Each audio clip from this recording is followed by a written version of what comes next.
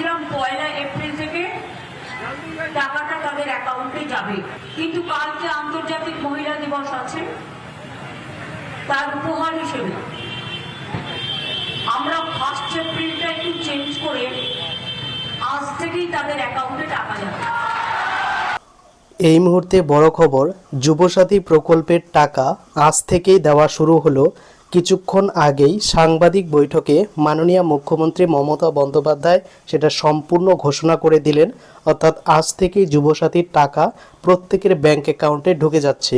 তো কখন সেই টাকাটি আপনার ব্যাংক অ্যাকাউন্টে ঢুকবে, যদি টাকা না ঢুকে থাকে তাহলে কি করতে হবে, স্ট্যাটাস চেক কি করে করবেন, প্রত্যেকটি বিষয় স্টেপ বাই স্টেপ আজকের এই ভিডিওতে তুলে ধরছি। কাজেই ভিডিওটি সম্পূর্ণ দেখুন এবং ভালো লাগলে অবশ্যই চ্যানেলটিকে সাবস্ক্রাইব করুন।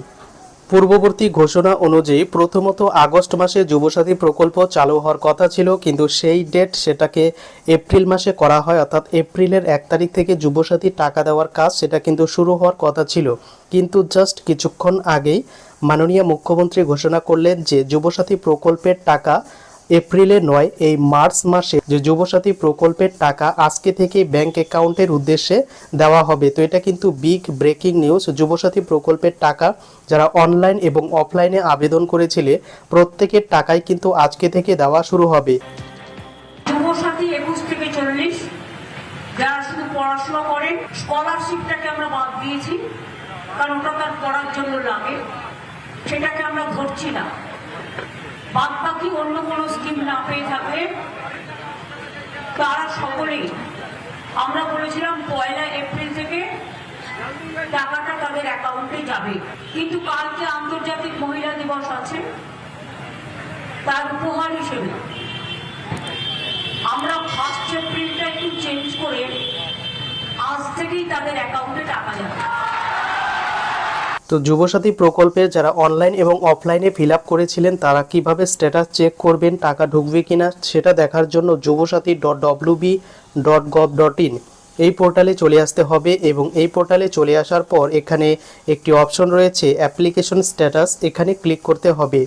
এরপর এখানে দুটি অপশন শো করাবে, এখানে নিচের দিকে চলে আসতে হবে, এখানে চেক স্ট্যাটাস অপশন রয়েছে, এখানে ক্লিক করলেই বর্তমানে এমন স্ট্যাটাস দেখাচ্ছে যে আপডেটের কাজ চলছে, অতএব আপনারা কিন্তু ধৈর্য ধরে থাকুন।